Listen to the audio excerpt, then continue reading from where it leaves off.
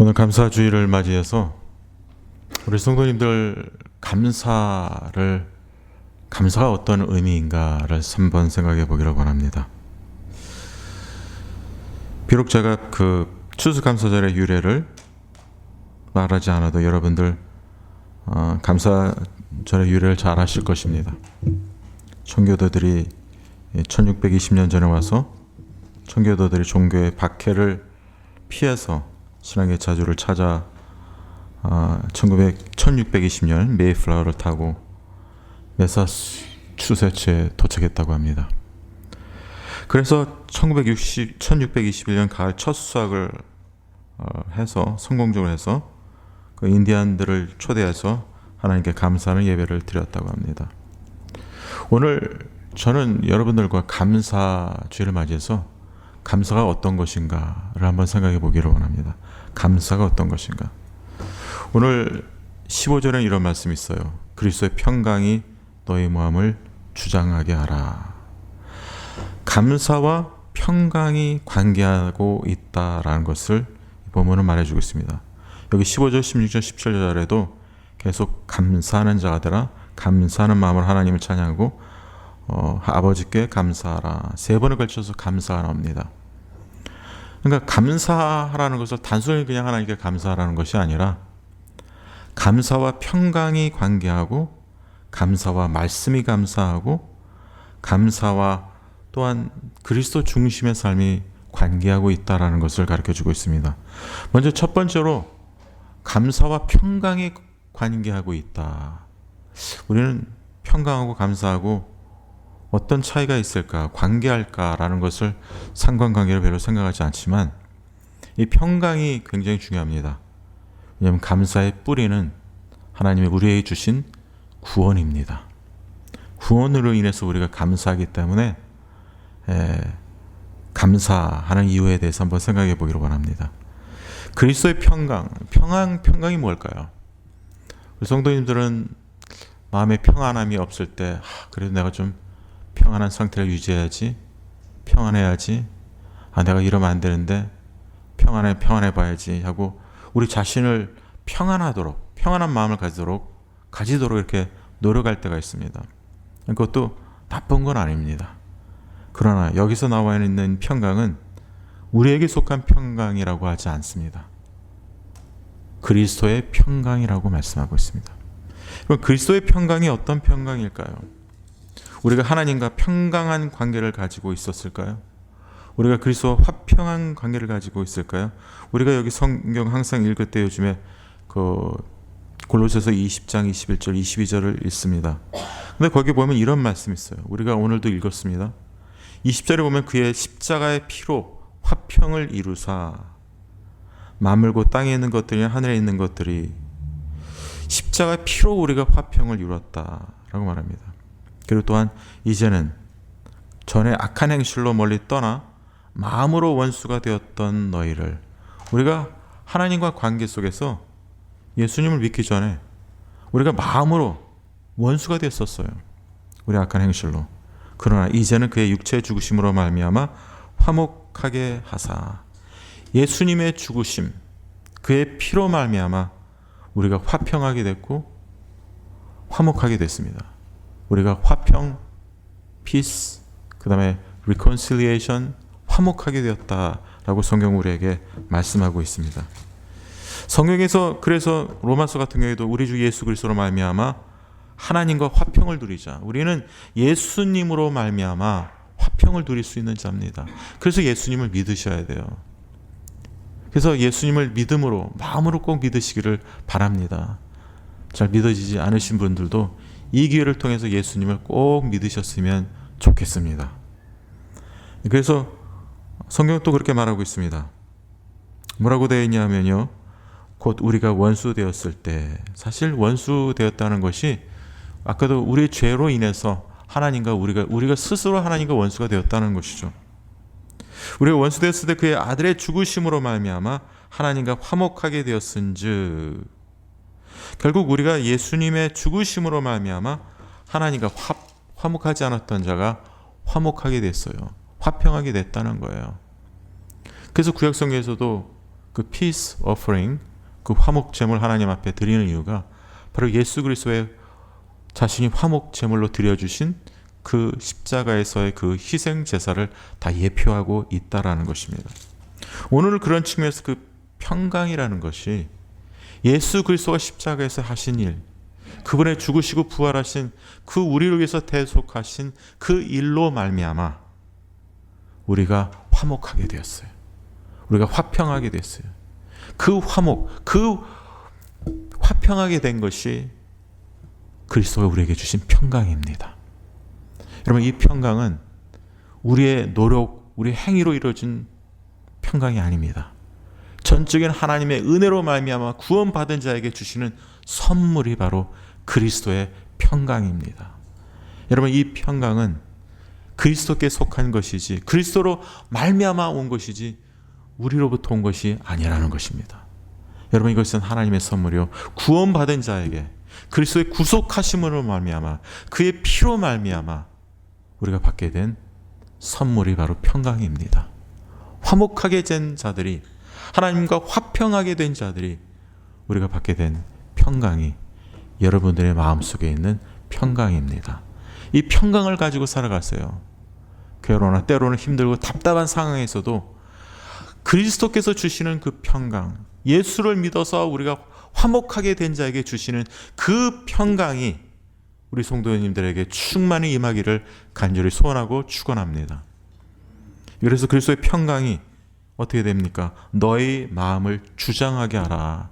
이 주장하게 하라는 말은 좀 우리말하고는 좀 다른데요. 원어적인 면에서 보면 심판자가, 심판하는 사람이 경기할 때, 그 로마 시대 그때 경기 같은 거 많이 하지 않습니까?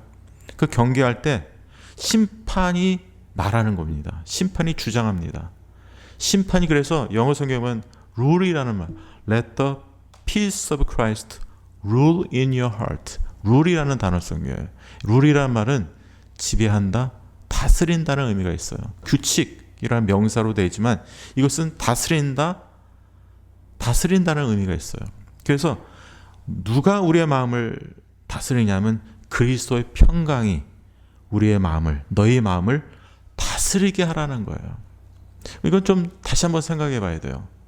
여러분, 우리의 마음이 때때로 항상 평강합니까? 여러분, 평강하기를 간절히 바랍니다. 그러나 때로는 우리가 평강하지 못할 때가 있어요. 죄로 인해서, 근심 걱정으로 인해서, 답답한 일로 인해서, 해결되지 않은 그러한 문제로 인해서 우리가 평강을 가져야 되는데 평강하지 못할 때가 있습니다. 그럴 때 그 평강하지 못한 마음을 누가 바로잡아 주냐면 그리스도의 평강이 우리의 마음을 다스리게 해야 된다는 거예요. 여러분, 그리스도의 평강이 우리의 마음을 다스리게 한다는 것은 우리 자신이 그분께 우리의 마음 상태를 다 맡겨야 돼요. 그분께 순종해야 돼요. 그분께 전적으로 우리의 마음 상태를 그분께 아뢰고 맡길 때 그리스도의 평강이 우리 마음을 주장하고 다스리게 되는 그런 놀라운 역사가 있는 것입니다. 여러분, 그래서 근심 걱정 때문에 걱정하는 사람들을 향해서 사도 바울은 빌립보에서 뭐라고 합니까? 아무것도 염려하지 말고 다만 모든 일에 기도와 간구로 너희 구할 것을 감사함으로 하나님께 아뢰라. 그리하면 모든 지각에 뛰어난 하나님의 평강이 그리스도 예수 안에서 너희 마음과 생각을 지키시리라.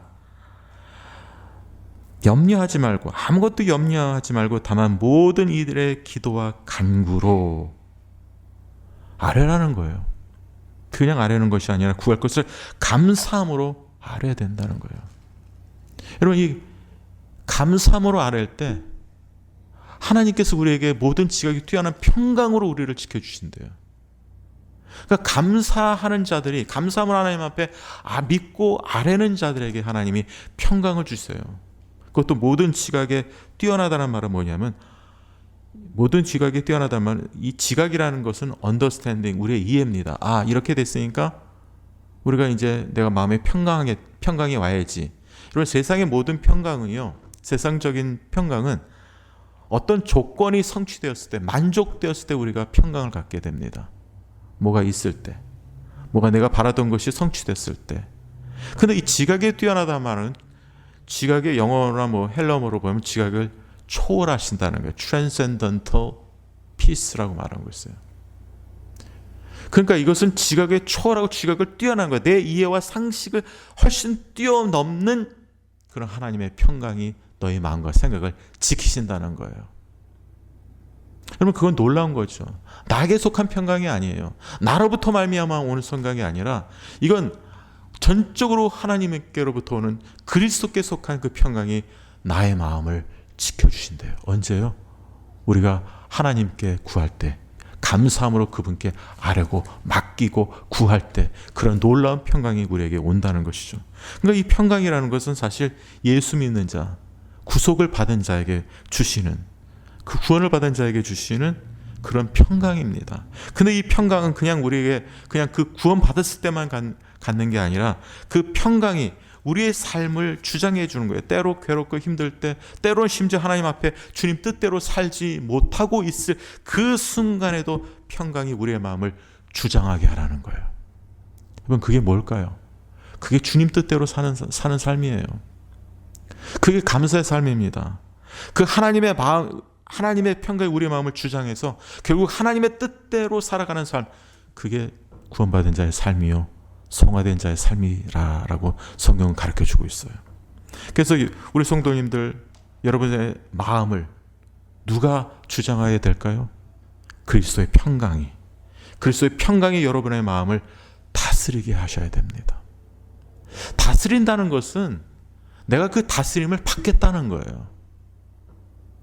그러니까 우리 자신이, 우리가 주인이 돼서 내가 내 자신을, 우리가 우리 자신을 주장하게 되면 그리스도가 주시는 그 평강을 우리는 소유하고 살아갈 수 없습니다. 그러니까 우리가 정말 주님이 그리스도께서 주시는 그 평강을 맛보며 감사하는 삶을 살아가기 위해서는 그 평강이 우리 마음을 다스려야 돼요. 그 평강이, 그리스도의 평강이 우리를 다스리게 한다면 우리가 구원받은 자로서 전적으로 주님의 뜻에 순복하고 따라가는 삶을 살아갈 때 우리의 마음이 답답하고 어렵고 힘들고 번잡하고 괴로웠던 이 마음이 그리스도가 주시는 평강으로 인해서 위로받고 힘을 받고 그 평강으로 인해서 하나님을 바라보며 감사하며 살아갈 수 있다라는 사실입니다. 여러분, 그래서 너의 마음을 주장하게 하라, 다스리게 하라. 그리고 이 주장하라는 말에는 원어적인 의미에서 지배하라는 말이 있습니다. 우리의 마음을 지배하게 해야 되는 것이죠. 평강이 우리의 마음을 다스리고 지배한다는 것은 내가 더 이상 나의 주인으로 살기지 않겠다는 거예요. 내가 내 자신이 주인임을 포기하고 예수님이 나의 주인님이십니다. 주인임을 내가 인정하고 그분께 모든 걸 맡기고 따라갈 때 그리스도가 주시는 그 평강이 우리 마음을 주장하고 지배하실 줄로 믿습니다. 그래서 이 주장하는 그리스도의 평강이 주장하는 삶을 살 때 너희 평강을 위하여, 너희는 평강을 위하여 한 몸으로 부르심을 받았다. 자, 이제는 개인적인 말씀입니다. 우리 자신에게 하나님이 우리에게 평강을 주세요. 그 평강이 우리로 하여금 주장하게 하는 삶을 삽니다. 그런데 이제 더 나아가서 그 하나님이 주신 그 평강의 삶을 살기 위해서 이제 우리가 한 몸으로 부르심을 받았다는 의식이 있어야 된다는 것을 가르쳐 주십니다. 무슨 말씀이냐면요, 우리가 누구의 몸이에요? 그리스도의 몸입니다. 그래서 성경에 보면 고린도전서에서는 뭐라고 되어 있느냐면 우리가 그리스도의 몸이고 지체는 많다라고 말하고 있습니다. 서로 다른 지체가 있다라고 성경은 분명히 말씀하고 있습니다. 이제 지체는 많으나 몸은 하나라. 다 한 지체뿐이면 온몸이 어디냐? 눈이 손으로 내가 너를 쓸데없다 하거나 또 머리가 발도로 내가 너를 쓸데없다 하지 못하느냐? 그래서 너희는 그리스도의 몸이요 지체의 각 부분이라. 우리가 그리스도의 한 몸입니다. 근데 그 한 몸이다라는 것은요, 우리가 공동체 생활을 할 때 우리가 다 하나다, 연합되었다라는 이 사실을 우리가 잊고 살아간다는 거예요. 우리 성도님들 다 우리가 하나다라는 거예요.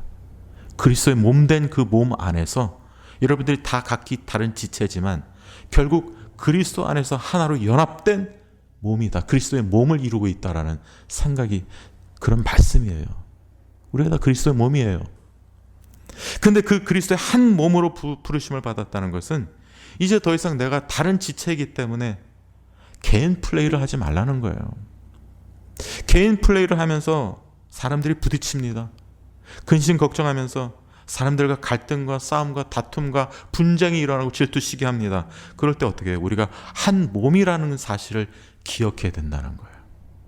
한 몸으로 부르심을 받았다는 것은 그 자기의 어떤 생각이나 갈등이나 분쟁이나 질투시기 이런 것들을 다 내려놔야 되고, 오직 그리스도의 평강이 그 싸움을 분쟁을 다 해소시키고 우리의 마음을 서로 우리뿐만 아니라 서로 다른 지체들과도 하나 될 수 있는 그런 평강으로 역사하도록, 그 평강이 우리의 삶을, 우리 공동체를 주장하게 만들어야 된다는 거예요. 그것이 그리스도의 평강의 여러분들을 다스리는 삶입니다. 그리고 우리 교회를 다스리고 우리 교회를 다스려야 돼요. 왜냐하면 우리가 그리스도의 한 몸이기 때문에. 우리들의 그 그리스도의 몸은 그리스도의 평강이 다스리는 몸이 되어야 됩니다. 만약에 우리가 다른 지체고 한 몸이라고 하면서 그리스도의 평강이 우리뿐만 아니라 우리 전체 교회를 다스리지 않게 된다면, 그건 우리가 그리스도 한 몸에서 이탈하겠다는 거예요. 나는 그리스도의 몸이 아닙니다. 나는 그리스도의 몸에서 떨어져 나가겠다고 말하는 거나 마찬가지예요. 그거는 나는 다르다, 나는 이 몸에서 떨어져 나가겠다, 그럴 수 없죠. 우리 하나님의 몸입니다. 그렇기 때문에 이 몸이 한 몸으로 부르심을 받은 자는 내가 어떠한 존재로 부르심을 받았고, 또한 우리 마음을 누가 주장하시는지, 그리스도의 평강이 우리의 마음을 다스리고 지배한다는 이 생각을 가질 때, 여러분, 우리가 그리스도 안에서 한 몸으로서 그분의 다스림을 받아야 되는, 그리고 순종함을 받아야 되는 자입니다. 그럴 때 순종함을 하고 그리스도의 평강이 우리를 다스리게 될 때는, 우리가 서로 생각이 다르고 서로 분쟁과 서로 모든 갈등이 다 하나가 되고 평강의 마음을 소유하며 살아갈 수 있게 된다는 거죠. 그렇게 될 때 우리가 비로소 한 몸으로서 살아가고, 한 몸으로서 하나님은 우리를 불러주셨다는 이 사실을 우리가 인식하고 살아갈 수 있게 된다는 것입니다. 그럴 때 이렇게 말씀합니다. 너희는 평강을 위해 한 몸으로 부르심을 받았나니 너희는 또한 감사하는 자라. 비로소 이 평강이 주장하고, 평강이 우리 개인을 주장하고, 평강이 우리 공동체를 주장하게 될 때, 교회를 주장하게 될 때 우리는 감사하는 자가 됩니다. 여러분, 평강이라는 건요, 어떤 갈등과 미움과 시기 질투가 있을 때는 그 마음속에서 평강이 있을 수가 없어요. 정말 이것은 구속받은 자의 삶이 무엇인가라는 것을 우리에게 가르쳐주고 있습니다. 하나님의 은혜로, 그리스도의 보혈로 인해서 우리가 하나님과 화평하고 화목되어서 구속받았다는 이 사실은, 하나님의 은혜로 말미암아 우리가 하나님이 주시는 그 평강으로 주장되어지는 삶을 살아간다. 이 사실은요, 하나님 안에서의 이런 화평을 누리는 삶입니다. 여러분, 이런 화평, 이런 평강을 누리시면서 감사하시는 삶을 살아가시는 성도님들 되시길 바랍니다. 축원합니다. 그래서 이 평강과 감사가 같이 가는 겁니다. 평강이 우리를 다스리게 될 때 개인적으로나 교회적으로나 우리가 하나님 앞에 감사하는 삶이, 이 감사하는 삶이 될 수 있다는 거죠. 두 번째, 감사하는 삶을 살기 위해서, 감사하는 삶은 그리스도의 말씀이 우리 가운데 너희 속에 풍성히 거하게 하는 삶입니다. 우리가 감사하는 삶을 살아가기 위해서 그리스도의 말씀이 우리 속에, 너희 속에 풍성히 거해야 된다는 거예요. 그리스도의 말씀이 풍성히 거한다는 것은, 이 풍성히 거한다는 건요, 그냥 단순히 있는 게 아닙니다. 이 말씀이 우리 가운데 거하는데, 이 거한다는 말은 집을 짓고 영원히 거주하는 것을 뜻하고 있습니다. 영원히 내주하고 있다는 거죠. 성령님도 우리가 예수님 믿을 때, 예수님 주로 그리스도를 믿을 때 성령님이 내주하신다 그러지 않습니까? 근데 그 성령님만 내주하는 것이 아니라 말씀도 우리 가운데 거주하시는 겁니다. 내주하세요. 그것도 풍성히 거주하신다고 합니다. 말씀이 너희 속에 풍성히 거하게 하라. 이런 삶이 크리스천의 삶이요, 감사하는 자의 삶이 되어야 된다라고 성경은 말씀하고 있는 거예요. 평강이 우리의 마음을 주장하게 하고 하나님 앞에 감사하는 삶은요, 말씀이 우리 가운데 너희 속에 풍성히 거하여 우리를 주장하는 삶입니다. 그 말씀이 너희 속에 풍성히 거한다는 것은 어떤 뜻이냐면 이것은 완전히 우리를 장악한다는 뜻이에요. 장악한다. 하나님의 말씀이 우리를 장악하는 거예요. 우리 속에 영원히 거주하면서 정말 우리 안에서 뿌리를 내려서 영원히 거주하면서 그 말씀이 우리를 주장하고 그 말씀이 우리를 장악하는 삶이 말씀의 풍성히 거하는 자의 삶이다라는 것입니다. 그럼 우리가 이런 말씀에 충만한 삶을 살아가는 것이 크리스찬의 본분이에요. 그걸 위해서 우리가 가야 되는 것입니다. 그래서 말씀도 읽고 묵상하고 성경도 암송하는 이 모든 이유가 하나님의 말씀이 우리 가운데 풍성히 거하는 삶, 우리를 장악하게 하는 삶, 그래서 말씀에 충만하게 되어지는 삶, 이 삶을 살아가야 된다는 것을 말해주고 있어요. 말씀에 풍성히 거하는 삶은요, 그 풍성이 그 말씀이 우리 가운데 내주함으로 인해서 말씀이 깨달아져요. 그 말씀이 깨달아지는 건 또한 성령의 조명하심으로 인해서 되어집니다. 그러니까 말씀이 충만하다는 것은 성령이 충만하다는 것과 같이 맞물려 가고 있습니다. 그러니까 말씀이 충만하게 거해서 그것이 그냥 형식적으로 겉으로만 말씀을 이해하는 것이 아닙니다. 그러니까 이걸 겉으로만 자꾸만 이해하니까 지식적으로 하나의 지식을 더하는 정도로 이해하니까 바리새파 사람들이 그렇게 말씀을 쓰고 암송해도 그 말씀이 주는 의미를 깨닫지 못했던 거예요. 말씀이 너희 속에 풍성히 거하는 이 역사는 성령의 조명하심, 성령님의 역사하심과 같이 이루어지는 삶입니다. 그렇기 때문에 우리 가운데 성령님을, 우리가 예수님 믿을 때 성령님을 주시면서 성령님이 자꾸만 이 말씀이 우리 가운데 깨달음을 주세요. 그리스도가 하신 일, 그리스도가 우리를 위해서 어떻게 구속하신 일, 그 어떻게 살아가야 되는지, 어떻게 감사해야 되는지. 그래서 우리 그리스도의 평강이 우리 마음을 주장해서 이 평강으로 말미암아 우리가 감사하는 자가 되었는데, 이건 구속으로 인해서 되어지는 것입니다. 이건 구원으로 말미암아 이런 평강이 우리에게 하나님의 선물로 우리에게 주어지는데, 이것이 지속되어지는 평강의 역사가 되어지려면, 평강을 위해서 지속적으로 감사하는 삶을 살아가기 위해서는 그리스도의 말씀이 우리 가운데 풍성히 거해야만 되는 것입니다. 그리스도의 말씀이 우리를 주장해야 돼요. 그 그리스도의 말씀에 우리가 순종을, 그리고 그리스도의 말씀에 풍성히 거한다는 것은 그분의 말씀에 전적으로 의존한다는 거예요. 그분의 말씀에 전적으로 순종한다는 것을 말해주고 있습니다. 이 그리스도의 말씀을 우리가 거듭났다라고 성경은 또한 말씀하고 있지 않습니까? 그리스도의 말씀이, 이 말씀이, 하나님의 말씀과 그리스도의 말씀은 다 같은 의미로 되어져 있지 않습니까? 그런데 이 그리스도의 말씀이 얼마나 중요합니까? 사도행전에는 이런 말씀이 있어요. 사도 바울이 그 성도들에게 말하면서, 에베소 교인들에게 말하면서 이렇게 말씀하고 있습니다.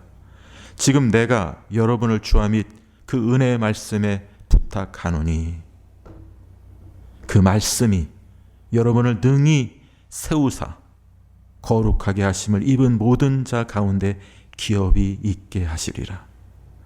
그 말씀이, 하나님의 말씀이 여러분을 능히 든든히 세우사 거룩하게 하심을 입은 모든 자 가운데 기업이 있게 하시라. 구원받은 자입니다.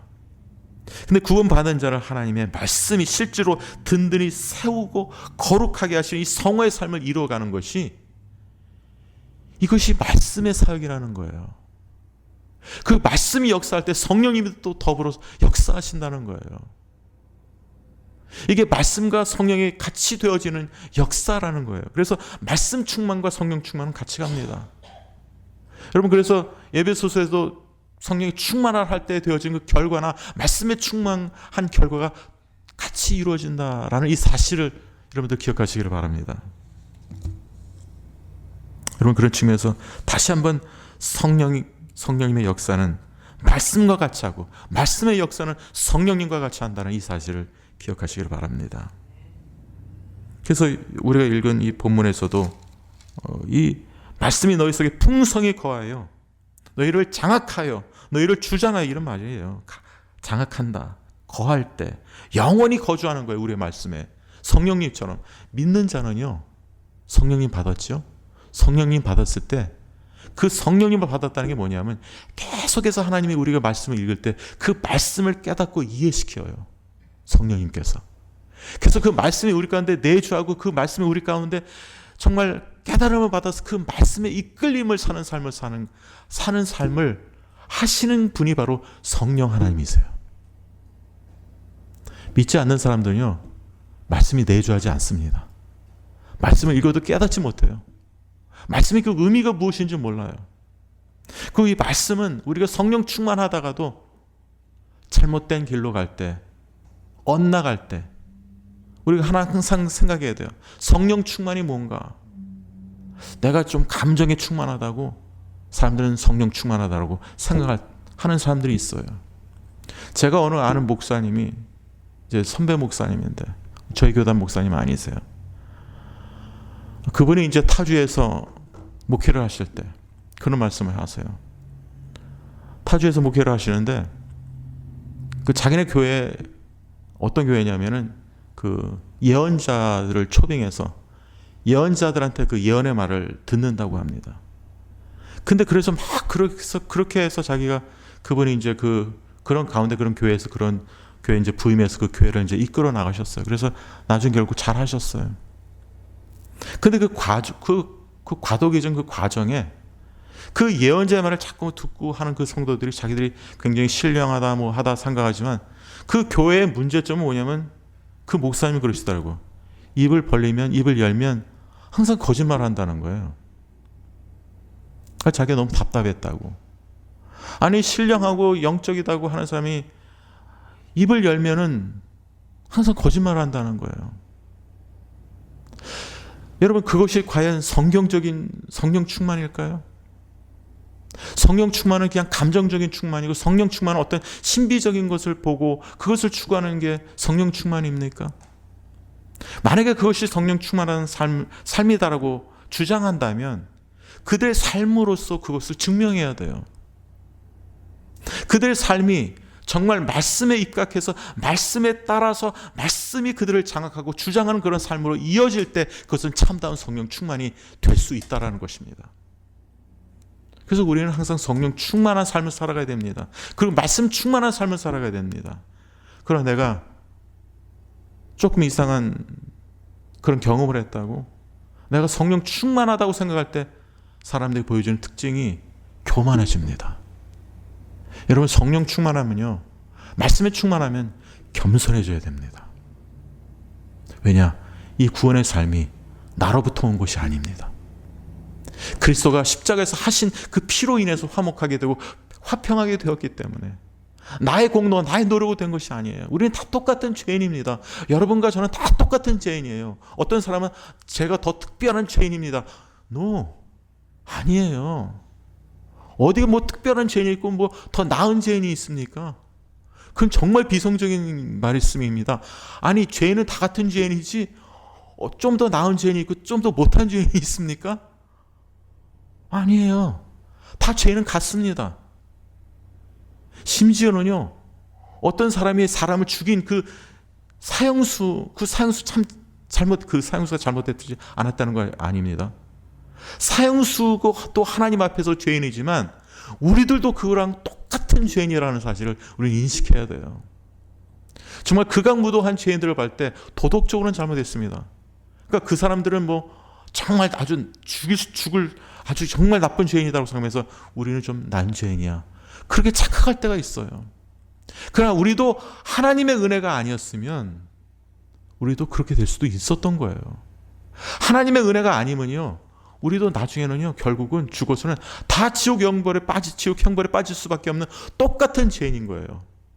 여기서는 사람들의 스탠다드 기준으로서 좀 다르게 평가할 수 있지만 결국에 가서 하나님 앞에서는 예수 안 믿으면 다 똑같은 죄인이요, 하나님 앞에 심판을 받을 수밖에 없는 자로 전락할 수밖에 없다라는 거예요. 근데 우리는 다 똑같은 죄인이라는 거예요. 난 게 없다라는 거예요. 우리는 하나님의 은혜로 구원받을 수밖에 없는 그런 연약하고 죄인이라는 사실을 여러분들 기억하시기를 바랍니다. 그런 의미에서 하나님의 말씀이 우리 가운데 풍성히 거할 때 우리는 감사할 수가 있습니다. 그리고 그 가운데 말씀이 풍성하게 거하게 될 때는 그 평강이 우리를 주장하게 되고 지속적으로 하나님의 말씀에 따라서 우리는 감사하는 자가 된다는 거예요. 여러분, 하나님의 말씀을 따라 살아갈 때 우리가 감사를 지속적으로 할 수 있습니다. 그리고 그 말씀이 우리 가운데 풍성히 거할 때 여기 보면 지혜로 피차 가르치게 됩니다. 권면하게 됩니다.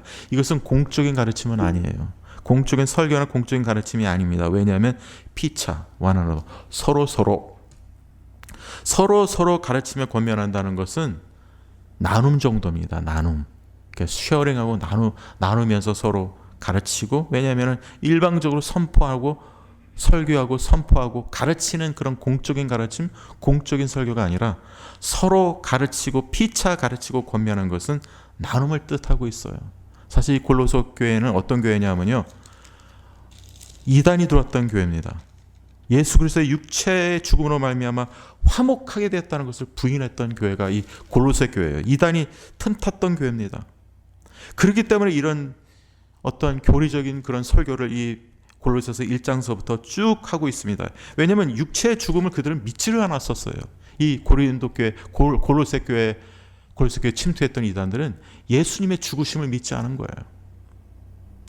실제로 그분이 육신의 몸으로 오셔서 실제로 우리를 위해서 죽어주셨다, 그 사건을 믿지 않는 거예요. 그러니까 이런 말씀하는 거예요. 그렇기 때문에 이런 피차 가르친다는 것은 이거 서로 권면하고 위로하고 격려하라는 말이에요. 그리고 그런 가운데 말씀이 풍성히 거할 때 또 어떤 역사가 있냐면 시와 참미와 신령한 노래를 부르게 됩니다. 여러분, 우리가 찬송할 때, 찬양할 때 신령한 노래를 부르는데 이게 말씀이 충만할 때 말씀이 우리의 찬양도 간섭하고 말씀이 우리의 찬양을 주장하고 이끈다는 것을 가르쳐주고 있습니다. 여러분, 찬양할 때 여러분들 우리 찬송가에도 참 좀 우리 교단하고 좀 맞지 않는 그런 어떤 그런 찬양이 있습니다. 근데 요즘에 복음성가 한국말이나 영어 찬양을 이렇게 제가 불러보면은 참 이걸 불러야 될까 하고 고민스러운 찬양이 참 많아요. 그래서 정말 모든 지혜로 피차 가르치며 권면하고 시와 찬송과 신령한 노래를 부르는 데 있어서까지도 말씀이 풍성하게 구할 때 그 말씀이 우리에게 가이드라인을 주고 우리를 인도한다는 것을 가르쳐주고 있다는 것이죠. 그리고 그 가운데 그렇게 말씀이 풍성히 구할 때 어떤 역사가 또 결과는 아니면 감사하는 마음으로 하나님을 찬양하게 된다는 거예요. 감사하는 마음. 우리 성도님들, 감사하는 마음으로 하나님을 찬양하시려면 그리스도의 말씀이 여러분 속에서 더 풍성히 거하셔야 돼요. 그 풍성히 거할 때, 그 말씀에 붙잡혔을 때, 그 말씀에 장악되었을 때, 말씀 충만할 때 우리 마음속에서 감사함으로 하나님께 찬양할 수 있게 될 줄로 믿습니다. 마지막입니다. 찬양하고 감사하는 삶은 그리스도, 이제 말씀 중심이었죠. 두 번째는. 세 번째는 그리스도 중심의 삶을 살아갈 때라고 말합니다. 17절, 무엇을 하든지 말이나 이래나 다 주 예수의 이름으로, 우리의 이름으로 하는 삶이 아닙니다. 우리의 이름으로 감사하는 것이 아니라 예수님의 이름으로 그가 하신 일을, 그러니까 이건 전적으로 그리스도의 그런 주권에 우리가 순종하는 거예요. 그분을 높이고 그분의 영광을 드러내는 것이 그리스도의 이름으로 하는 것입니다. 그런데 어떨 때요? 무엇을 하든지 말해나 이래나, 모든 우리의 전 삶의 영역에서 꼭 예배할 때만, 기도할 때만이 아닙니다. 우리가 일할 때도, 여러분들 설거지할 때도, 나가서 일할 때도, 집에서 쉴 때도, 여러분이 취미생활 하실 때도 항상 우리는 주 예수의 이름으로 그분을 증거하고 그분을 높이고 그분께 순종하고 우리의 삶이 전체가 그리스도를 높이고 그리스도께 예배드리는 우리의 삶이 예배가 되고 그분을 높이는, 그분을 영화롭게 하는 삶으로 이어져 나가야 된다는 것을 말해주고 있어요. 그래서 주 예수의 이름으로 그를 힘입어, 누구를 힘입어요? 예수 그리스도의 중보 사역을 힘입어 그분의 구속하심을 통하여 우리가 평강을 얻었기 때문에, 우리가 말씀을 받았기 때문에, 우리가 성령으로 충만하게 되었기 때문에, 그분을 예수님, 이 모든 것이 다 예수님 때문에 되어진 거예요. 그래서 이제는 무엇을 하든지 간에 예수님의 이름으로 하고 그분께 순종하면서 그를 힘으로 예수님을 힘입어서 그분을 의지하고 그분을 믿음으로써 하나님 아버지께 감사하라. 천국에 가서 이 감사는요, 하나님께 감사한다는 것은 하나님께 영광 돌린다는 말이에요. 우리의 평강이 그리스도의 말씀에 붙잡혀서 말씀 충만하고 예수님의 이름으로 예수님 중심의 삶을 살아가는 삶, 무슨 일에든지 예수님 중심으로 살아가는 이 삶을 살아가서 결국은 하나님 아버지께 영광 돌리며 감사하는 삶을 살아가라는 말씀입니다. 여러분, 이것이 우리가 이 감사 이 주일을 맞이해서 정말 우리가 하는 감사가 어떠한 감사인가를 한번 생각해 보는 감사 주일이 되기를 바랍니다. 첫 번째, 그리스도의 평강이 우리 성도님들의 마음을 주장하시기를 바랍니다. 그 구원의 기쁨으로, 그 구속의 결과로 인해서 여러분들의 마음이 예전에는 평강하지 못했던, 화평하지 못했던 그 마음이 평강하시기를 간절히 소원하고 축원합니다. 그리고 그러한 삶이 지속되기 위해서 우리들이 잊지 말아야 될 것은 그리스도의 말씀이 우리 가운데 풍성히 거하고 있다는 이 사실. 풍성히 거한다는 것은요, 이미 우리에게 그런 특권을 주셨어요. 성령님의 인침을 받았을 때부터, 구원받았을 때부터 이 말씀이 우리의 마음속에서 잘 박힌 모처럼 박혀서 우리를 주장하고 우리 마음속에 영원히 거주하고 내주하셔서 우리를 이끄세요. 우리가 하나님의 말씀을 볼 때나 서로 말씀을 나눌 때나 그리고 찬양할 때나 그 가운데서 그 말씀으로 인해서 우리가 하나님께 더 감사하는 마음으로 하나님을 감사하고 찬양할 수 있게 하십니다. 그리고 그리스도 중심의 삶을 살아갈 수 있게 됩니다. 그런 삶을 무슨 일을 하든지 말이나 일이나 우리의 삶 속에서 어떤 삶이냐, 이것이 예배의 삶이다, 기도의 삶이다를 정하지 않고 구분하지 않고 모든 삶의 영역에서 예수님을 쫓아서 예수님을 힘입어서 하나님께 영광 돌리며 감사하는 삶, 이 감사하는 삶이야 진정으로 이렇게 감사할 때 하나님께 영광 돌리는 삶이 될 줄로 믿습니다. 이러한 감사의 삶을 우리 성도님들 회복하시면서 믿음으로 살아가시는 성도님들 되시길 간절히 소원하고 축원합니다.